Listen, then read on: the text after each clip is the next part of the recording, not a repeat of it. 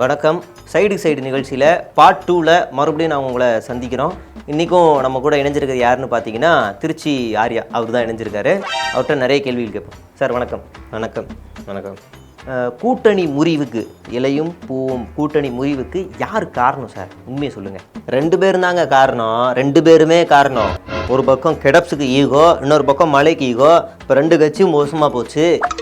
அந்த மாதிரி ஆகிப்போச்சு. உங்களுக்கு ஒரு ரகசியம் சொல்லவா? ஜி ஒரு வாட்டி சென்னைக்கு வந்தார். கெடப்ஸை பார்க்கணுன்னு ஹோட்டலில் தங்கியிருந்தார். வாங்க உங்களை மீட் பண்ணோம் அப்படின்னு. காலம் எப்படி கெட்டு போயிருக்கு பாருங்க. இவர் அங்கே போய் தேடி போய் போன காலம் போய் இப்போ இவர் வந்து பார்க்குறாங்களாம். இதில் என்ன ஆயிடுச்சுன்னா, கெடப்ஸ் வந்து பழசை மறந்துட்டு, அவருக்கு தெரிஞ்ச விஷயம் தானே, நன்றி மறப்பது நன்றாது, அவருக்கு தெரியாதுல்ல அந்த பழமொழி. அதனால் அப்படி பார்க்காம போயிட்டார். இதெல்லாம் நம்புற மாதிரியாங்க இருக்குது. அப்போ ஜிக்கு வந்து ட்ரிகர் ஆயிடுச்சு. ஓஹோ, என்னால் வேலை வேண்டியது எல்லாத்தையுமே நீ வந்து வாங்கிட்டு என்னையவே தூக்கி விட்றியா, எலெக்ஷன் முடியட்டும் நான் உன்னை பார்த்துக்கிறேன் அப்படின்னு அவருக்குள்ளே ஒரு கணக்கு போட்டார். ஆனால் நினச்ச ரிசல்ட் எலெக்ஷனில் வரலங்கிறனால இந்த விஷயத்தை லைட்டாக தள்ளி போட்டிருக்காப்புல ஜி. கூடிய விரைவில் பல சம்பவங்கள் செய்வதற்காகவும் காத்துக்கிட்டு இருக்காருன்னு எங்கள் கட்சிக்குள்ளே, அதாவது நான் இருந்த கட்சிக்குள்ளே பேசிக்கிறாங்க. முக்கியமான ஒரு கேள்வி.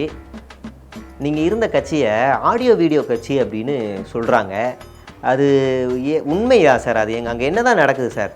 ஒரு நிமிஷம் கேமராமேன், கேமரா கட் பண்ணாதீங்க. பல ரகசியங்கள் வெளிவரப்போகுது. அப்படியே க்ளோஸில் வாட்ச் பண்ணுங்கள். எல்லாத்தையும் செக் பண்ணிக்கோங்க. நிறைய வரப்போகுது. சாரி, இது கேஸ் ட்ரபிள். சொல்லுங்கள் சார். அதாவதுங்க, இந்த ஆலயமாக இது ஒன்று டி நகரில் ஒரு ஆஃபீஸ் இருக்குது, எங்கள் கட்சி ஆஃபீஸ், மாநில ஆஃபீஸு. அங்கேயே கடையாக கிடக்கிறார் ஒருத்தர், கேஷ்னு ஒருத்தர். அவர் என்ன பண்ணுவார்னா அங்கேயே தான் தங்கியிருப்பார். வீடு வாசலாம் கிடையாது. கட்சி செலவுலேயே காரு, பங்களா, சொகுசு எல்லாமே. ஆண்கள்கிட்ட பேசவே மாட்டாருங்க, பெண்கள்கிட்ட தாங்க பேசுவார். உங்களுக்கு தெரியுமாங்க? உங்களுக்கு இன்னொன்று தெரியுமா? 5000 கோடியில் சொத்து சேர்த்து வச்சுருக்காரு அவர். உங்களுக்கு தெரியுமா? இன்னொரு ரகசியம் இருக்குது. பல ஆடியோ வீடியோ மேட்ரு எல்லாமே என் கையில் இருக்குதுங்க. வெளியில் தான் எல்லாம் அப்படி இருக்காங்க, உள்ளுக்குள்ளே எல்லாம் மீறி போயிட்டுருக்குறாங்க. என்னடா அது அப்படின்னு எனக்கே ஆச்சரியமாக இருக்குது. ஏன்டா இந்த கட்சி ஆஃபீஸ்க்குள்ள இந்த கட்சியில் சேர்ந்தோம் அப்படின்ற அளவுக்கு என்னையவே யோசிக்க வச்சிட்டாங்கன்னா பாருங்களேன். அந்த அளவுக்கு மோசமாக போயிட்டுருக்கு. என்கிட்ட பல ஆதாரங்கள் இருக்குது. வெயிட் அண்ட் சி, ஒன்றா வருது, பார்த்துட்டே இருங்க. சரி, இப்போ நீங்கள் முத அந்த கட்சிக்குள்ளே சேர்ந்தீங்கல்ல, அந்த கட்சி அலுவலகத்துக்குள்ளே போகும்போது உங்களுடைய மூமெண்ட், அந்த உணர்வு, அந்த டைம் எப்படி ஃபீல் பண்ணீங்க? அந்த ஆலயமாக அது ஏதோ ஒன்று சொல்லுவீங்களா, அதுக்குள்ளே போகும்போது அந்த அனுபவமே ஒரு தனி சுகங்க. அப்படி உள்ளே போகும்போது நிறைய ரூல்ஸ் எல்லாம் சொன்னாங்க. ஒழுக்கமாக இருக்கணும், கட்டுக்கோப்பாக இருக்கணும், ஊழல் செய்யக்கூடாது, பொய் பேசக்கூடாது, உண்மையாக இருக்கணும். இப்படி ஒரு இடத்துக்காக வந்திருக்கேன். ஐயோ, நல்ல வேளை இந்த வாய்ப்பை நான் மிஸ் பண்ணியிருப்பேனே அப்படியெல்லாம் நினச்சேன். அப்போவே நான் என்ன முடிவு பண்ணேன்னா, எங்கள் அப்பா மூஞ்சியில் கரிய பூசணும்னு நினச்சேன். ஆனால் இப்போ நான் எங்கள் அப்பா மூஞ்சியில் மட்டும் கரிய பூசலை, கேஷ், மலை, ஜி, எல்லா கட்சியில் இருக்க எல்லார் மூஞ்சிலையும் கறியை பூசிட்டு என் மூஞ்சிலையும் கறியை பூசிட்டு உட்காந்துருக்கிறேன்னா பாருங்களேன். இல்லை, இந்த கேஷ் இப்படி கேஷ் இருக்காரு, அவரை மத்தியில மட்டும் வண்டவாளங்கள் தண்டவாளங்கள் என்கிட்ட கொட்டி கிடக்கு. பர்சனல் வெஞ்சன்ஸ் நிறைய இருக்கு. என்ன இது? இப்போ அவர் என்ன டிமாண்ட் வைக்கிறார் தெரியுமா டெல்லிக்கு? நான் இந்த இடத்துல இருந்து என்னை தூக்காதீங்க, அப்படி தூக்குறீங்கன்னா எனக்கு வைஸ் பிரசிடென்ட் கொடுங்க, இல்லைனா ஏதாவது ஒரு இடத்துல ஆளுநர் போஸ்ட் கொடுங்க அப்படின்னு கேட்குறாரு. பார்த்தீங்களா? அதுக்கு என்ன தெரியுமா சொல்கிறாரு? நான் 4 மாநில தலைவர்களை இந்த இடத்துல பார்த்துருக்கேன், அவ்வளோ நாள் கட்சி கட்டுக்கோப்பாக நான் வச்சுருக்கேன் உடையாமல், அதனால் எனக்கு இது வேணும்னு டிமாண்ட் வைக்கிறாரு. ஆளுநர் பதவியெல்லாம் கவுன்சிலர் பதவி மாதிரி ஆயிடுச்சுங்க. இப்போ என்கிட்டலாம் வந்து நீ உனக்கு கவுன்சிலர் ஆகணுமா ஆளுநர் ஆகணுமா கேட்டால் கவுன்சிலர் ஆகிடுறேன்ப்பா அப்படின்ட்டு ஓடிடுவேன் நான். அந்த அளவுக்கு மோசமாக போயிடுச்சுங்க. சரி, இந்த சூரியன் கட்சி ஃபைல்னு ஒன்று ரிலீஸ் பண்ணிங்கல்ல, அதில் உங்களுடைய பங்கு தான் பெருசாக இருந்துச்சு அப்படின்னு சொல்லி வட்டாரங்கள் பேசிக்கிறாங்க. அது உண்மையா? என் உழைப்பு தாங்க, 80% என் உழைப்பு தான். எங்கள் அப்பாவோட கட்சியில் இருக்க முக்கியமான தலைங்க கூடலாம் லிங்க் வச்சு யார்கிட்ட என்னென்ன பிஸ்னஸ் நடக்குது, எங்கே காலேஜ் நடக்குது, எங்கே ஸ்கூல் நடக்குது, எங்கே குவாரி பிஸ்னஸ், எங்கே மணல்றாங்க, எங்கே கலெக்ஷனு, எங்கே கரப்ஷனு, எங்கே கட்டிங்கு, எல்லாத்தையுமே டேட்டாஸ் எல்லாத்தையும் கலெக்ட் பண்ணி நான் மலையாக நம்பியிருந்தேன். எங்கள் அண்ணன் மலைக்கிட்ட போய் கொடுத்தேன். அவர் ஃபுல் உழைப்பு என்னோட தான். எங்கள் அப்பாவே அடப்பாவே கூட இருந்தே குளிப்பறிச்சியடா அப்படின்லாம் கேட்டார். மதிக்கலையே. நான் ஃபுல் ஒர்க் பண்ணி கொடுத்தேன். 80% என்னோடய ஒர்க்கு மட்டும்தான், என் விசுவாசம் மட்டும்தான். அப்போ அந்த 2வது ஃபைல் பார்ட் 2ன்னு கொண்டு போய் கொடுத்தீங்களே, அதில் ஒரு பெரிய பெட்டி இருந்துச்சு. அதுக்குள்ளே என்ன இருந்துச்சு? பெருசாக பல ரகசியங்கள் இருந்திருக்கும் போலையே. மூஞ்சி, அது வெறும் தகரடப்பாங்க. சென்ட்ரல் ரயில்வே ஸ்டேஷன் சும்மா இருந்த டப்பா, தகரடப்பாங்க. அதை எடுத்துகிட்டு போய் தான் சும்மா கொடுத்தோம். உள்ளே திறந்தா அவரு ஷாக் ஆகிட்டார். யார்? ஹலோ, அவரும் இன்னையா ஒன்றுமே இல்லை அப்படின்ட்டார். சார் சும்மா டம்மி அதுக்குள்ள பென்ட்ரைவ் கூட அது பென்ட்ரைவ்லேயே கொடுத்துருக்கலாம். சும்மா டம்மி சார். அது ஒரு பாவலா பயத்தை காட்டணும். நம்மளாம் ஒரே ஆளுங்கன்னு சொல்லி அன்றைக்கி ஒரு சீனே நடந்துச்சு. ஒரே சிரிப்பாக இருந்துச்சு அன்றைக்கி அங்கே. நானும் தான் இருந்தேன். இவ்வளோ விசுவாசமாலாம் இருக்காரு.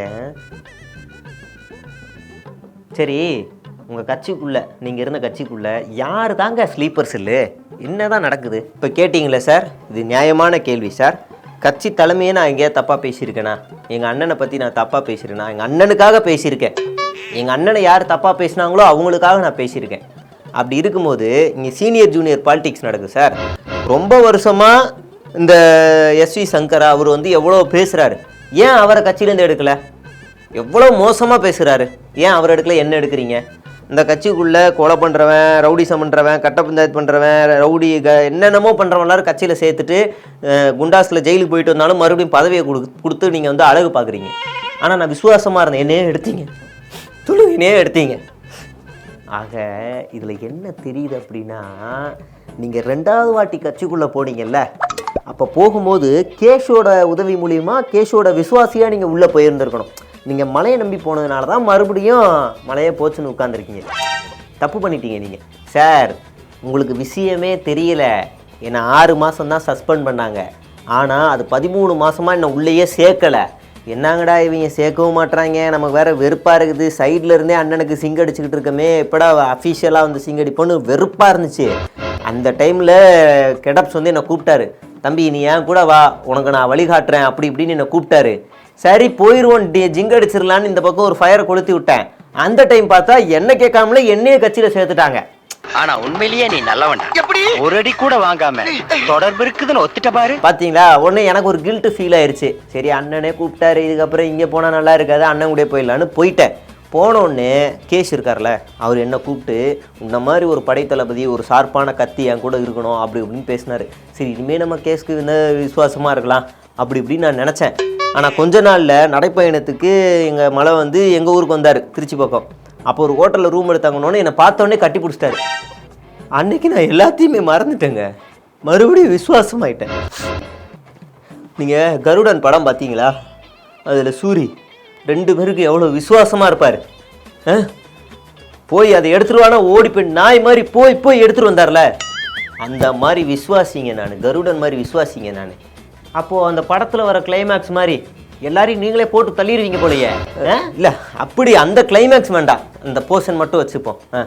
சரி சரி ஓகே, எங்கே பாருங்க, விடுங்க விடுங்க. இது மாதிரி நிறைய ரகசியங்கள் இருக்குதுன்னு நினைக்கிறேன். ஒருவேளை நல்ல வெயிட்டான கண்டென்ட் மாட்டிச்சுன்னா பார்ட் 2, 3 கூட நம்ம ரிலீஸ் பண்ணுவோம். ஓகேவா? சந்திப்போம், மீண்டும் சந்திப்போம். நன்றி. ஓகே.